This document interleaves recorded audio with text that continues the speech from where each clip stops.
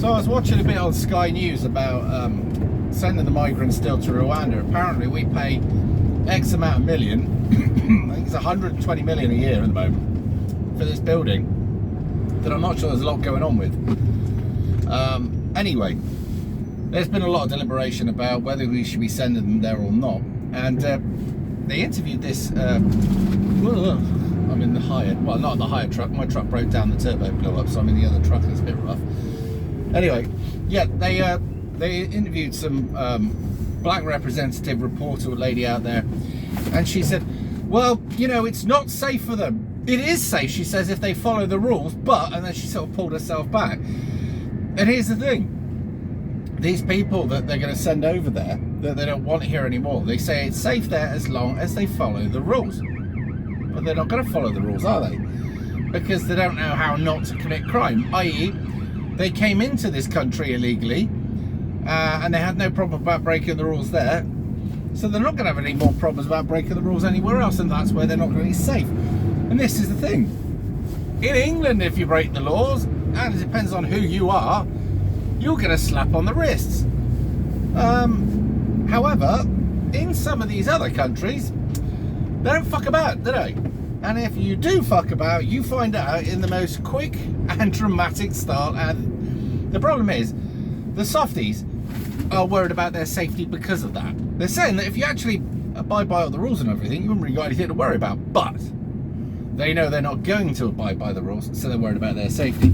Well, that's not really our fucking problem now, is it? Our problem is to make sure that we get rid of the problem out of our country and give it to some other fucker. Because why not? And there's a lot of people that won't like that, but I couldn't give a shit.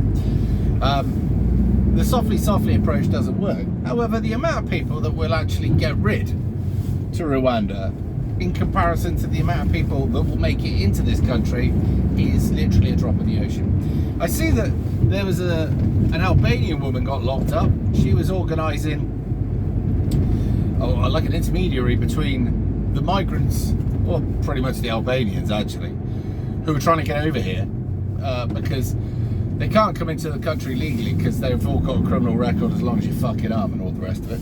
So they come in illegally via the boats, and then they get smuggled back out on the in the back of a wagon. That they couldn't actually work it out to start with why they were seeing migrants in the back of the vehicles going back to Europe, and I couldn't. But if you got into this country illegally and you need to make it back to your home country to do business, see a relative or whatever, you've got to go the same way. So that's part of it. But she was an intermediary, and she'd be talking about sea states and stuff like that.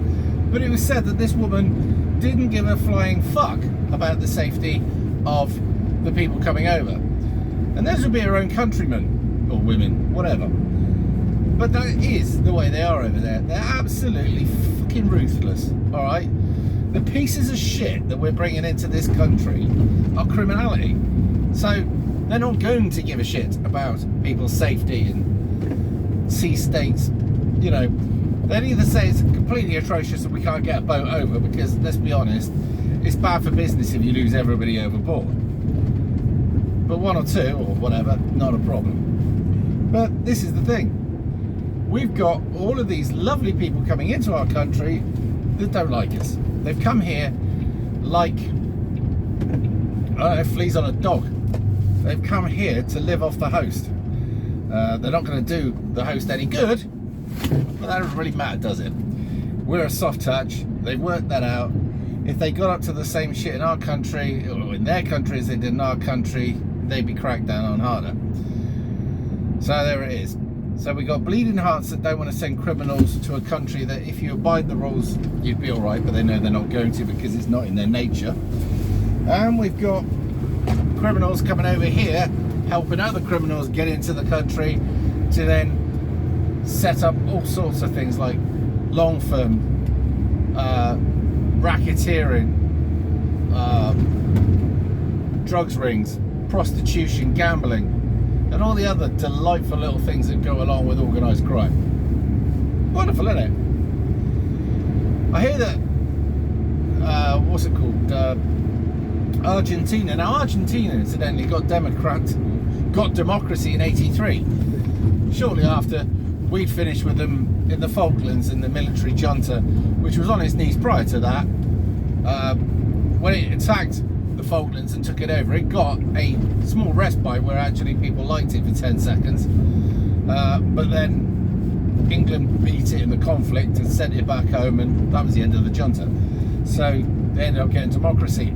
Well, apparently this right-winger that's got into power, okay, won by the biggest margin ever since they've had democracy.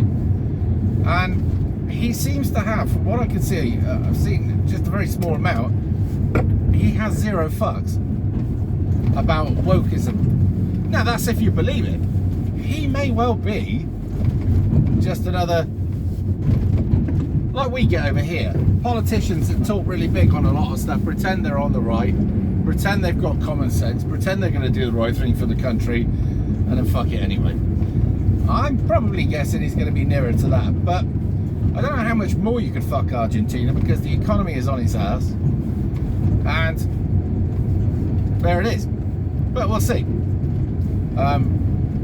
I think they think he's going to be like the Trump of Argentina. I don't know. But there you go. Other than that, I was meant to have more time off, but it seems that I ended up training, and so that's one day of work that I would have had off, and now I've got to do 3 more days. That's assuming this truck doesn't break down, because that's something about tipper trucks. They get such a kick in that they break down, and MAN tippers, incidentally, are renowned for their turbos going, which I didn't know, but I do now. And that one that I had earlier on, the oil started going into the engine and it wanted to run on, and luckily I managed to catch it before it did, because that'd have been that game over. Any of you know anything about mechanics will know what I'm on about. But there you go. Right, well, I'll get off, and when I take my head out of my ass, I'll put out some more content, but I'm kind of busy at the moment, which is a bit of a nightmare. I'll speak to you in a bit.